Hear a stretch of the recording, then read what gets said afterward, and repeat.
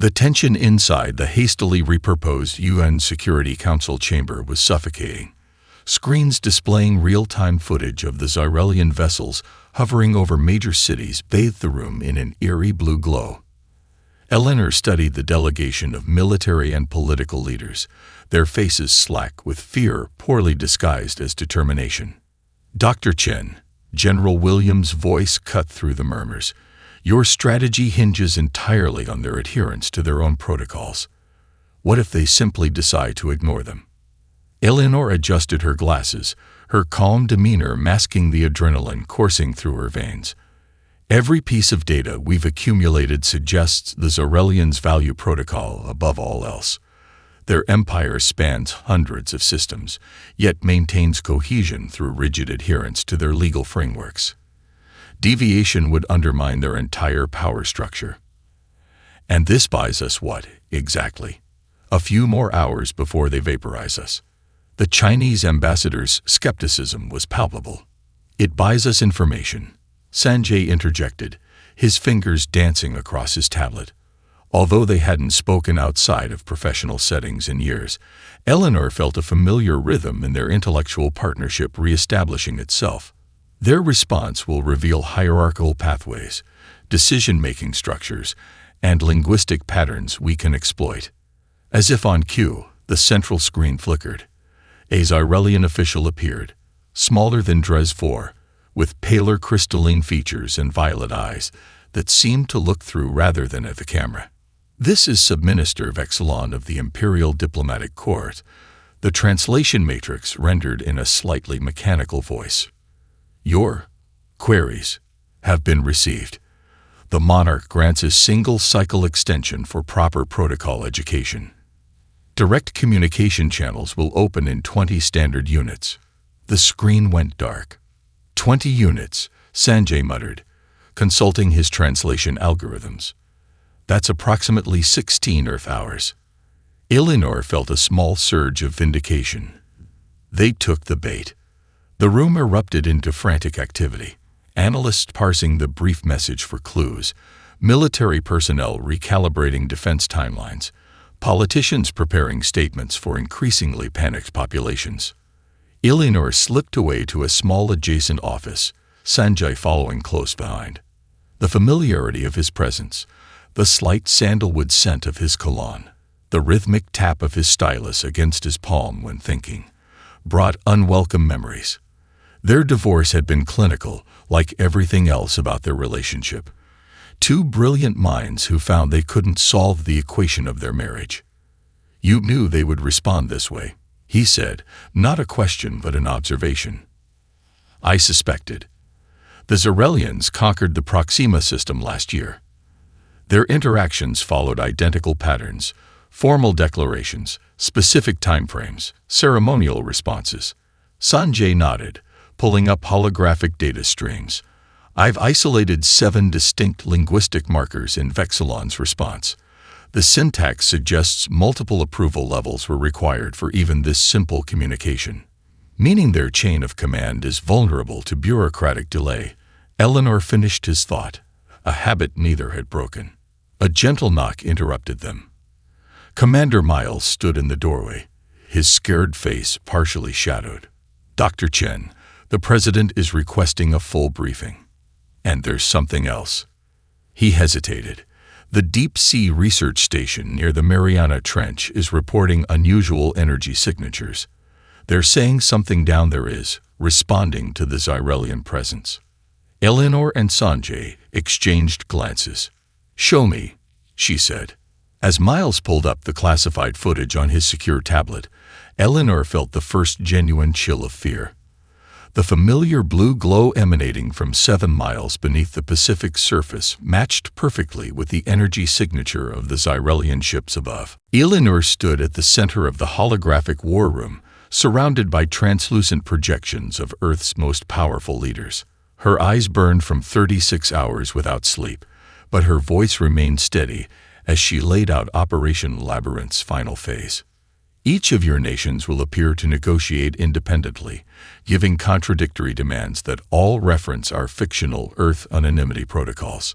The Zarelians will waste days attempting to reconcile these contradictions before their own legal structures force them to request clarification. The Russian president leaned forward, his weathered face grave. And when they realize this is a delaying tactic, by then it won't matter, Commander Miles interjected, stepping into the light.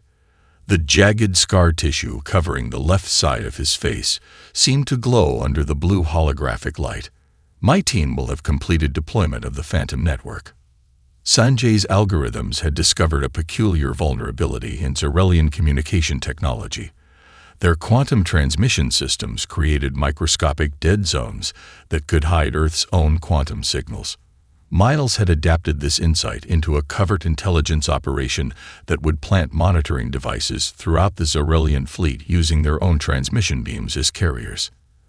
As the meeting concluded, Sanjay approached Eleanor in the corridor. His expression was troubled. "The trench data is concerning," he said quietly, handing her a secure tablet. "The energy signature is identical to Zarelian technology, but carbon dating puts it at over 50,000 years old." Eleanor's exhaustion vanished. "That's impossible. The Zarelians claim their empire is only 3,000 years old." "Exactly. Whatever is down there predates their civilization by millennia. And there's more. It's been dormant until now, but it's activating in response to specific frequencies from their ships." A junior diplomat interrupted them, breathless. "Dr. Chen, we're receiving reports of unusual movement from the Zarelian fleet. They're repositioning over the Pacific." Eleanor's blood went cold. "They know." The emergency descent vehicle plunged through the dark waters of the Pacific, carrying Eleanor, Sanjay, and a grim-faced Commander Miles toward the research station perched on the edge of the Mariana Trench. Through the reinforced viewport, Eleanor could make out the faint bioluminescence of deep-sea creatures, momentarily beautiful despite the circumstances. "Approaching Station Hadel," the pilot announced. "Be advised, we're detecting unusual sonar patterns. Something's moving in the trench." The station appeared, a collection of pressurized modules anchored to the underwater mountainside. As they docked, Dr. Imani Williams, the station's lead xenorchaeologist, greeted them with wide, sleepless eyes. "It's changing by the hour," she said without preamble, leading them through the narrow corridors. "The artifact is reorganizing its molecular structure." In the main lab, a holographic projection showed a massive object embedded in the trench wall. Its surface rippled with patterns identical to those on the Zarelian ships above. "We thought it was just a unique geological formation until 6 months ago," Dr. Williams explained. "Then we detected energy readings. Minimal at first, but growing steadily." Commander Miles studied the projection with narrowed eyes. Why wasn't this reported to Security Council? It was classified under academic research until the Zarelian arrival triggered this. She gestured to a live feed showing the artifact's surface now pulsing with light, sections unfolding like a massive technological flower awakening after millennia of dormancy. "It's transmitting something," Sanjay said, analyzing data streams on a nearby console. "Not to the Zarelians, through them. It's using their communication network as a conduit to reach somewhere else." Eleanor watched the ancient machine stir. "They didn't come here by chance. They're not here for Earth at all. They're here for this." A tremor shook the station, alarms blaring. On the monitor, they watched as a section of the artifact detached itself completely, rising through the water with impossible grace. "Breach in Sector 7. A technician shouted. "Something's coming in." The Zarelian flagship's interior defied human architectural logic. Corridors curved at impossible angles, gravity shifted subtly between sections, and light seemed to emanate from the crystalline walls themselves. Eleanor felt a persistent vertigo as the delegation was escorted deeper into the massive vessel. "Remember," she whispered to her team, "maintain eye contact for exactly 7 seconds, then look at their left shoulder." Their cultural briefings indicate this signals respectful attention without challenging authority. The delegation entered a vast chamber where the ceiling appeared to open directly into space, though Eleanor suspected it was an advanced holographic projection.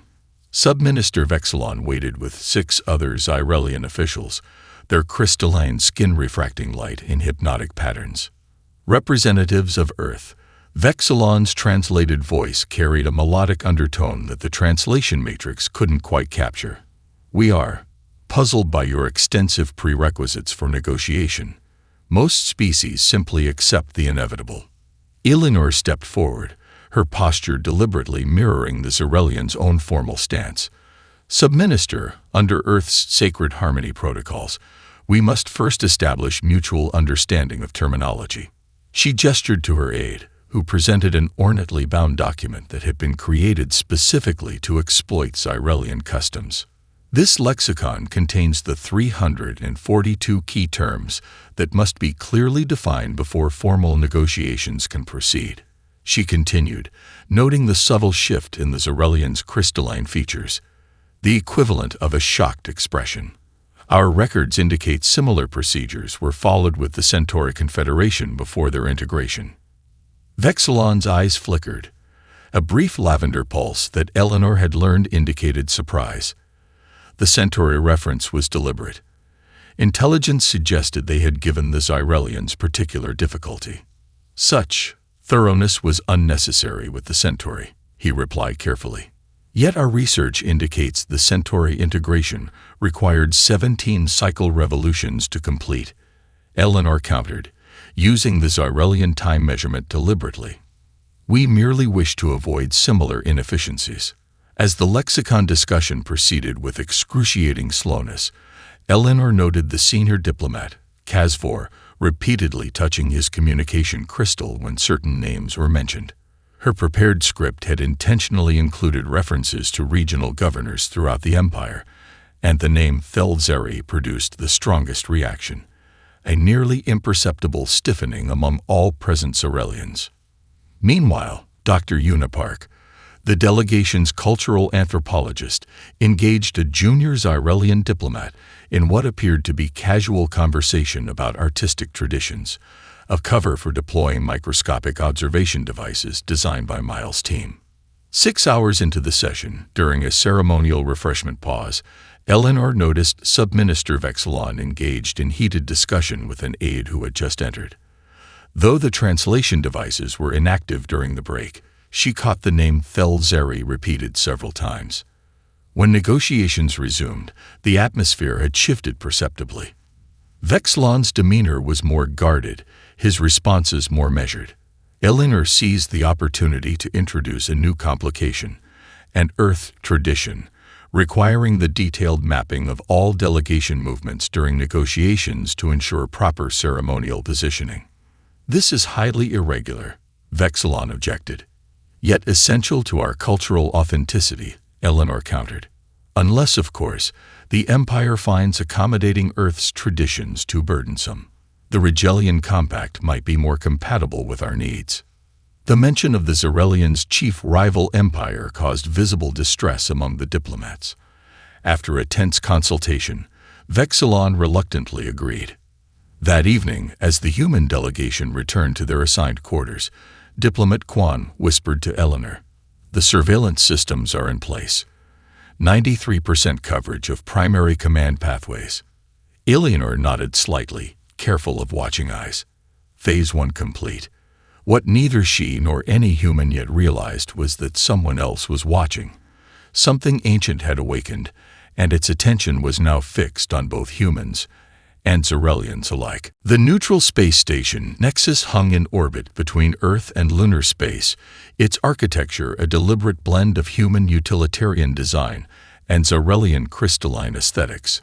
Eleanor watched from the observation deck as the Monarch's personal vessel approached, a massive obsidian structure whose surface rippled like liquid despite its apparent solidity.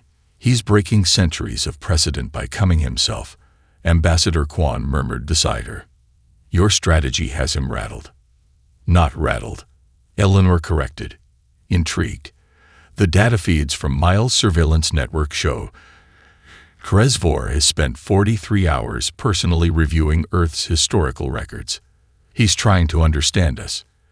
The space station trembled slightly as the Imperial vessel docked. Security protocols had been negotiated for weeks, a precise balance of Zarelian ceremonial guards and Earth's special forces positioned throughout the station. Eleanor straightened her formal diplomatic attire. Remember, during the banquet, no one deviates from the script. The timing must be perfect. Ambassador Quan nodded and departed to join the welcoming committee, leaving Eleanor alone with her thoughts. A message from Sanjay flashed on her secure communicator. Artifact analysis complete. Call immediately. She frowned. The Mariana Trench discovery had been relocated to a secure facility after the incident at the underwater station. 3 researchers had died when the artifact had activated, though the official report listed their deaths as an equipment malfunction. Eleanor. Sanjay's holographic projection appeared before her, his expression grave. The artifact isn't Zyrelian technology. It's the exact opposite. It's what the Zyrelian technology was designed to suppress. Explain, she demanded. The energy signature is inverse to Zyrelian patterns. It's like finding the negative of a photograph. And we've deciphered some of the symbols. They match fragments discovered on 37 different worlds across the galaxy, all subjugated by the Zyrelian Empire within the last 1,000 years. A chime interrupted them. The Monarch had arrived. Eleanor cut the connection with a promise to call back and composed herself before heading to the grand reception hall. The moment Dresvor entered, the atmosphere changed. Standing nearly 9 feet tall, his crystalline form shimmered with deep blue and purple hues that seemed to pulse with his breathing. Unlike other Zyrelians, his eyes weren't a single color, but constantly shifting between shades. A trait, Eleanor had learned, unique to the royal bloodline. Dr. Eleanor Chen. His voice resonated at a frequency that made the crystal fixtures in the room vibrate subtly. Architect of Earth's most peculiar resistance, I have studied your methods with great interest. Eleanor performed the precisely calculated bow, deep enough to show respect, not deep enough to signal submission. Monarch Dresvor, Earth welcomes you to neutral space. The formal introductions proceeded according to rigid Zyrelian protocol, yet Eleanor noted the Monarch breaking small ceremonial rules, addressing humans directly rather than through intermediaries, asking personal questions that tradition forbade. During the elaborate banquet that followed, she observed him watching her with unsettling intensity. When the 3rd ceremonial course was served, the exact moment dictated by her strategy, Eleanor rose from her seat. Under the ancient right of petitioner's privilege, she announced, her voice carrying through the suddenly silent hall. I request formal audience with Monarch Dresvor on the sacred grounds of Zarethax to present Earth's formal response to imperial integration. A collective gasp rose from the Zyrelian delegation. Ambassador Quan, despite being prepared, paled visibly. The privilege Eleanor had invoked dated back to the earliest days of the Empire, a right so old and so rarely used that most modern Zyrelians knew of it only as historical footnote. Dresvor's crystalline form pulsed with deep crimson for a brief moment before returning to its royal blue. His eyes fixed on Eleanor with newfound fascination. Request granted, he said simply, sending shockwaves through his own delegation. Prepare your representatives. You will see Zarethax within 1 cycle rotation. Behind the Monarch, Eleanor caught sight of Subminister Vexilon's expression. Pure, unfiltered panic. Zarethax defied human comprehension. As the diplomatic shuttle descended through iridescent clouds, Eleanor pressed her palm against the viewport, staring at the landscape below. Crystalline spires stretched kilometers into the sky, connected by strands of what appeared to be solid light. Geometric patterns were carved into entire continents, visible from orbit, a planetary-scale art piece that doubled as energy collection systems. The patterns are a language, Sanjay whispered beside her. His presence had been a last-minute addition to the delegation, granted only after Eleanor had insisted his linguistic expertise was essential. They're telling a story across the entire surface. Can't you read it? She asked. Fragments. It's ancient Zyrelian, different from modern forms.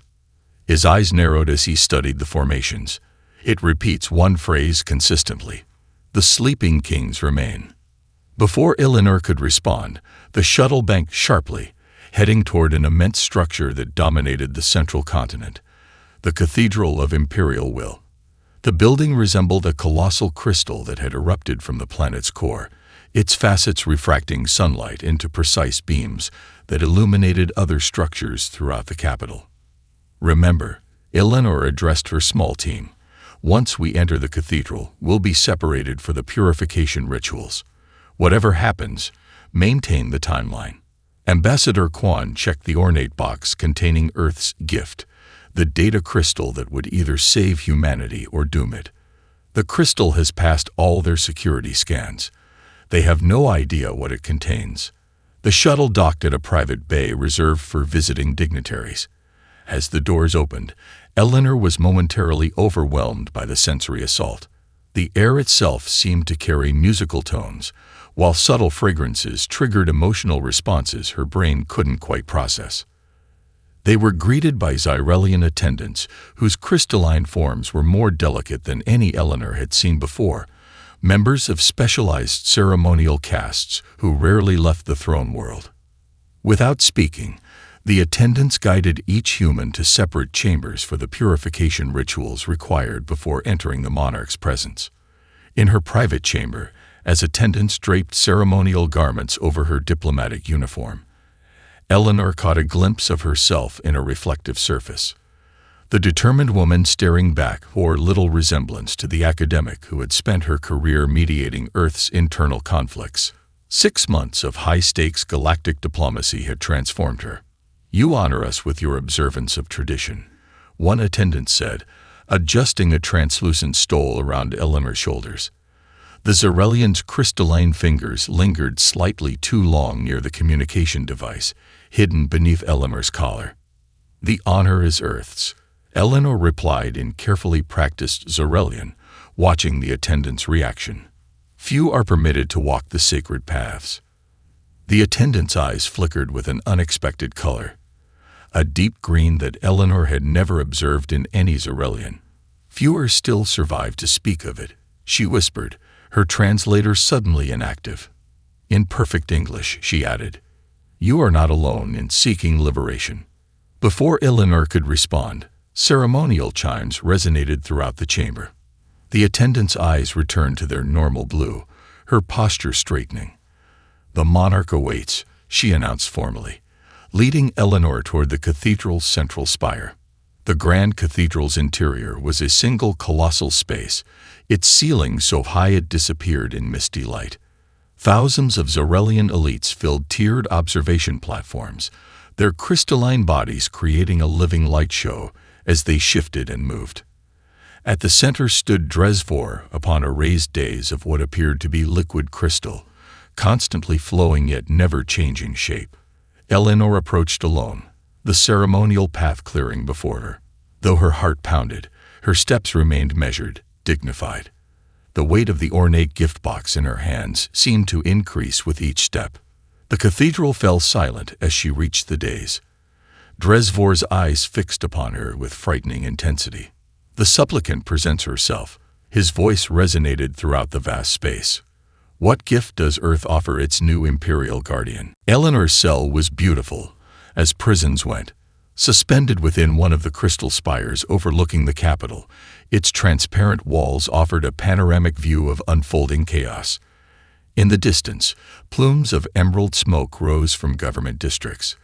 The imperial news broadcasts had gone silent hours ago, replaced by emergency declarations and contradictory security directives. When the door chimed, not slid open forcefully, but politely announced an arrival, Eleanor raised an eyebrow. She had spent the past 18 hours methodically requesting adjustments to her confinement, citing obscure Xyrelian detention protocols that mandated specific accommodations for diplomatic prisoners. Each small victory consumed imperial resources and attention at precisely the moment the Empire needed both elsewhere. A Xyrelian official entered, not a guard but an administrative functionary, her crystalline form vibrating with barely contained stress. The prisoner will state her nutritional requirements, she announced formally. Under Protocol ZX-339, diplomatic detainees must be provided with 17 distinct mineral supplements, Eleanor replied calmly. I require a detailed analysis of each supplement's composition to verify compliance. The official's crystalline features clouded momentarily. This is irregular. As is holding an Earth diplomat after a formal audience, the protocols exist. I merely insist they be followed. As the official reluctantly documented the request, Eleanor noted the data tablet she carried displayed security alerts across its surface. One image caught her attention: crowds gathering around what appeared to be public data terminals throughout the capital. Difficulty maintaining order? Eleanor asked innocently. The official stiffened. Temporary communications disruption. Nothing more. After the official departed, Eleanor activated the microscopic communicator hidden in her molar, Commander Miles' insurance policy against her capture. Status, she whispered. Miles' voice came through with surprising clarity. Better than expected. Your data crystal did exactly what we hoped. The broadcast reached 83% of Imperial systems before they could block the transmission. 17 core worlds are experiencing civil dialogue. That's the Zyrelian euphemism for mass protests. The artifact data. That's what really ignited things. The proof that the Zyrelians weren't the original developers of their technology, that they appropriated it from species they later subjugated, has created a legitimacy crisis, especially those images from the Mariana Trench artifact showing the original architects. Eleanor moved closer to the transparent wall, watching the unrest spread across the capital. And Sanjay. Secure. The delegation was separated, but he's established contact. He's been continuing his translation work. Eleanor. Miles hesitated. He says the artifact isn't just a relic. It's a beacon. And it's been activated. Whatever civilization created it, they're coming back. The conversation ended abruptly as Eleanor's cell door opened again. This time, no chime announced the visitor. Monarch Dresvor himself entered, unaccompanied by guards or attendants. His crystalline form had lost its lustrous sheen, patches appearing almost translucent, the Zyrelian equivalent of exhaustion. 3,000 years, he said without preamble. For 3,000 years, the Empire has maintained stability across 1,000 worlds. Countless species have found shelter under our governance. And you dismantled it in a day. Eleanor faced him directly. You call subjugation shelter. I call preventing chaos order. Dresvor moved to the transparent wall, gazing out at his fracturing capital. Do you know what happens when empires fall? The strong devour the weak. Ancient hatreds resurface. Technologies beyond provincial understanding are misused with catastrophic consequences. That doesn't justify tyranny, doesn't it? He turned to her, his eyes cycling through colors she'd never seen in a Zyrelian before, deep reds and blacks. My ancestors weren't the monsters your presentation portrayed. They found a galaxy in flames, civilizations annihilating each other, with technologies they didn't comprehend. Technologies left behind by the architects when they abandoned this galaxy. He stepped closer, his voice lowering. The Empire was built to prevent another catastrophe. And now you've awakened them. The architects are returning, Dr. Chen. What do you imagine they'll find? Not a stable, unified galaxy, but one descending into exactly the chaos they fled. Eleanor felt a chill despite herself. If that's true, then why keep it secret? Why build an empire on lies? Because truth rarely unites, Dresvor replied softly. But fear is universal. The Imperial Palace's central strategic chamber had been converted into an unlikely war room. Eleanor stood beside Dresvor, studying holographic displays showing spreading unrest across hundreds of worlds. What had begun as isolated protests had evolved into coordinated demonstrations as Commander Miles activated the resistance network. Remarkable, Dresvor murmured, watching as another system turned from Imperial purple to Earth's blue-green on the display. No weapons, no violence, simply millions standing silent in our central plazas, wearing your world's colors. Passive resistance, Eleanor explained, a strategy Earth perfected over centuries. Your military is designed to crush armed rebellions, not respond to peaceful demonstrations. A series of alerts flashed across the displays as 3 more systems reported mass demonstrations. Xyrelian officials worked frantically at control stations, their crystalline forms dulled with exhaustion. The Thelzari faction is mobilizing warships in the Cygnus sector. A military commander reported, "They're demanding your immediate abdication, Sovereign." Eleanor noted the change in title, Sovereign, rather than Monarch, a subtle indication of eroding reverence. And the architect's signal, Dresvor asked. Sanjay, who had been granted conditional access to the palace after Eleanor's unexpected alliance with Dresvor, looked up from his workstation. Accelerating. The beacon's transmission has reached beyond the galactic barrier. Based on response patterns, they'll arrive within 60 standard days. The chamber doors burst open as security alarms blared. A wounded guard stumbled in, crystalline blood seeping from a fracture in his chest. "Assassins in the East Wing," he gasped before collapsing. Security protocols activated instantly, crystalline barriers sealing the chamber. Dresvor pulled Eleanor toward a concealed alcove as weapons fire echoed from the corridor. "This is the 3rd attempt today," he said grimly. "The hardliners are growing desperate. They're targeting both of us now," Eleanor noted, checking the small defensive weapon Miles had insisted she carry. "They see our cooperation as betrayal." The security breach was contained within minutes, but the message was clear. Time was running out.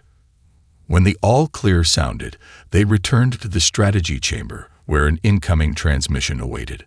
On the central display appeared a face Eleanor recognized. Governor Krelvor of the Regelian Systems, one of the most powerful regional leaders in the Empire. "Sovereign," his tone carried barely concealed contempt, "the Regional Council demands immediate action against these demonstrations. 37 governors have signed a declaration requesting military intervention." Dresvor's crystalline form straightened, his colors intensifying. "The Empire does not massacre peaceful subjects, Governor. These matters will be addressed through reform, not repression." Reform.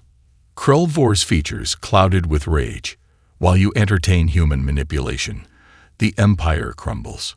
If you cannot maintain order, others will." The transmission cut abruptly.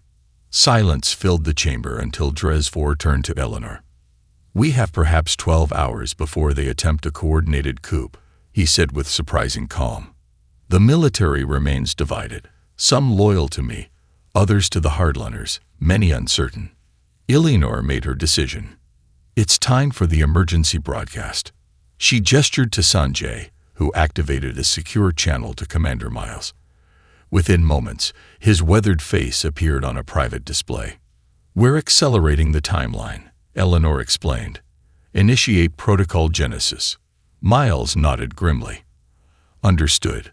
But there's something else you should know. The artifact in the Mariana Trench. It wasn't just sending a signal. It was receiving one. Whatever the architects are, they'd been monitoring us all along. They know exactly what's happening here." As his image faded, Eleanor turned to find Dresvor watching her with an unreadable expression. "Your move was always leading to this moment, wasn't it?" he asked quietly. "Not exactly this moment," she admitted. "But yes, we needed to force change. And if I refuse to cooperate with your Protocol Genesis..." Eleanor met his gaze steadily. "Then we both lose, and when the architects return, they'll find exactly what you feared. A galaxy in flames." Earth's Geneva complex had been transformed for the signing ceremony. The historic United Nations chamber now featured architectural elements from 37 different worlds, a physical manifestation of the unprecedented coalition about to formalize its existence. Outside, crowds gathered under a perfect blue sky, watching on massive displays as representatives from across the galaxy arrived. Eleanor stood at the window of her preparation room, observing the Zarelian delegation's crystalline vessel descend through the atmosphere. 3 months of exhausting negotiations had led to this moment. The Treaty of Soul, establishing the Galactic Concord. Nervous? Sanjay asked, joining her at the window. Their relationship had evolved during the crisis, old wounds healing as they faced challenges that dwarfed their personal history. Not about the treaty, she admitted. The architect's vessels entered the solar system yesterday. They'll be here within hours of the signing. Perfect timing, he said with a wry smile. Nothing like facing an ancient returning civilization to test a brand new galactic alliance. A gentle chime announced it was time. Eleanor straightened her formal attire, a blend of traditional Earth diplomatic dress and elements from Zarelian ceremonial garb, symbolizing the new era of cooperation. Together, they headed to the main chamber. The scene was unlike anything in human history. Representatives from worlds humans had never known existed just a year earlier filled the hall. Some appeared nearly human, others defied conventional biology entirely. At the center, on the raised platform, stood Dresvor, now High Speaker rather than Monarch, his crystalline form gleaming with subdued dignity. Commander Miles, wearing a new uniform bearing the emblem of the Concord's peacekeeping force, met Eleanor at the entrance. The scar on his face seemed less prominent now, softened perhaps by purpose. The final holdout systems joined this morning, he reported quietly. Krelvor and the Hardliners have retreated to the outer territories, but they've lost their support base. Your gamble worked. Our gamble, Eleanor corrected. None of this would have been possible without your network. As Eleanor took her position on the platform, she reflected on Protocol Genesis, the radical plan they had implemented in those desperate hours on Zirathax. Dresvor had made an unprecedented direct broadcast to all Imperial worlds, acknowledging the Empire's flawed foundations and announcing sweeping constitutional reforms. Simultaneously, Commander Miles had activated the full resistance network, not for revolution, but for peaceful support demonstrations. The Hardliners had attempted their coup, but faced with unified resistance from both their sovereign and their subjects. The military had largely refused to act against civilians. The Empire hadn't collapsed, it had transformed. The ceremony proceeded with solemn dignity. As representatives from each world added their authentication to the treaty, a sense of quiet awe filled the chamber. When finally only Earth and Zirathax remained, Eleanor and Dresvor stepped forward together. A year ago, I came to your world as a conqueror, Dresvor said, his voice carrying to all present. Today, I come as a partner in preservation. The treaty was sealed with their simultaneous verification. Applause erupted throughout the chamber and across thousands of worlds watching the broadcast. The celebration was brief. Proximity alarms sounded, and the chamber's displays shifted to show massive vessels, unlike any seen before entering Earth orbit. The architects had arrived. They're hailing us, a communications officer announced with barely contained astonishment, in every known language simultaneously. Eleanor and Dresvor exchanged glances. This was the moment everything had prepared for, the true test of the Concord. Open the channel, Eleanor said, stepping forward with Dresvor at her side. The Concord welcomes the architects to Sol. The screen illuminated, revealing beings of crystalline light, forms similar yet fundamentally different from Zarelians. Their voices seemed to resonate directly in the mind rather than through sound. We departed a galaxy of war, they communicated.